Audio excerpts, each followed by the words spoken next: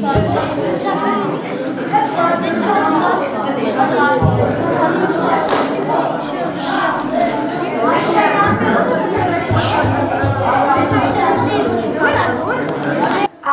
بالله من الشيطان الرجيم بسم الله الرحمن الرحيم الحمد لله رب العالمين الرحمن الرحيم مالك يوم الدين إياك نعبد وإياك نستعين اهدنا الصراط المستقيم صراط الذين أنعمت عليهم غير المغضوب عليهم ولا الضالين. Neredesin ya Resulallah? Hasretim nurlu yüzüne, meftunum bir çift sözüne, bakar dururum izine. Neredesin ya Resulallah?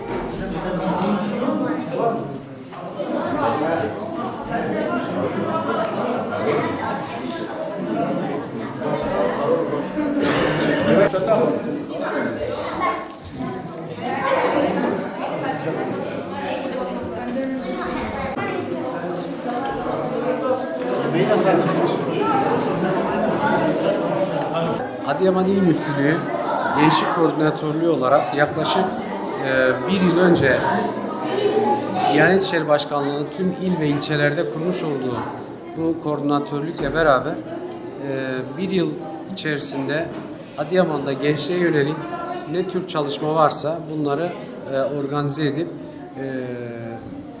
inşallah gençlere yönelik faaliyetler yapmak için kurulmuş bir koordinatörlüktür. Biz de bu koordinatörlük kapsamında şu an ilimizde evvela bir gençlerimizin ferah bir ortamda farklı kafelere veya zamanını geçireceği olumsuz yerlerde zaman geçirmemeleri için onlara bir alternatif olarak gençlik merkezi oluşturduk. Daha sonra bu kapsamda Adıyaman merkezde liseli gençlerimize yönelik onları manevi yönden milli ve manevi değerlerine sahip bir gençlik yetiştirebilmek için onlara yönelik aynı zamanda asrın idrakine sahibi okumaları kapsamında bir yarışma düzenledik ve onunla ilgili de yarışmayı kazanan öğrencilerimize, 100 öğrencimize farklı ödüller sunduk. Ve ilk 30'a giren öğrencilerimizi Umre'ye, ondan sonraki 45 öğrencimizi gezi programı ve sonraki 25 öğrencimize mansiyon ödüller verildi. Şu an işte gençlere yönelik her geçen gün farklı faaliyetlerle gençlerimize milli ve manevi değerleri verebilecek etkinlikler düzenlemeye devam ediyoruz. Bu kapsamda milli eğitimle protokollerimiz oldu. Üniversite öğrencilerine yönelik üniversite ile protokol düzenledik. Ve aynı zamanda şu an sömestr tatilinde mahalle ve cami temsilcileri olarak belirlediğimiz gençlerimize bir 4 günlük kitap okuma kampına aldık. Şu an Musalla Camisi'nde hem tarihi bir camide hem de caminin içerisinde, caminin o manevi atmosferinde gençlerimizi 4 günlük bir kampa aldık. İnşallah bu kampın neticesinde kitap okumalarla, işte değerler eğitimi adı altında ve farklı etkinliklerle inşallah gençlerimizin bu sömestr tatilinde dolu dolu gün geçirmelerini temenni ediyoruz. Bu amaçla da bu çalışmayı başlattık. Bugün ilk günümüz, inşallah 4 gün boyunca bu programı devam ettireceğiz. Camilerde duaları öğrendik, namazları öğrendik.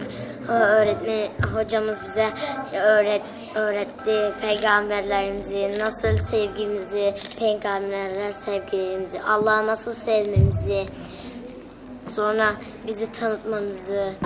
Burada 4 günlük bir kampımız var. Hocalarımız rehberliğine buraya geliyoruz. Kur'an, ibadetlerimizi yapıyoruz, namazımızı kılıyoruz. Daha Peygamber Efendimiz'in sünnetlerine uygun uygun şeyler yapıyoruz. Sabah namazlarına buluşma faaliyetlerimiz var. Şu an camimizde de böyle bir faaliyeti başlattık. Bütün arkadaşlarımıza, büyüğümüze ve küçüğümüze örnek olmaya çalışıyoruz.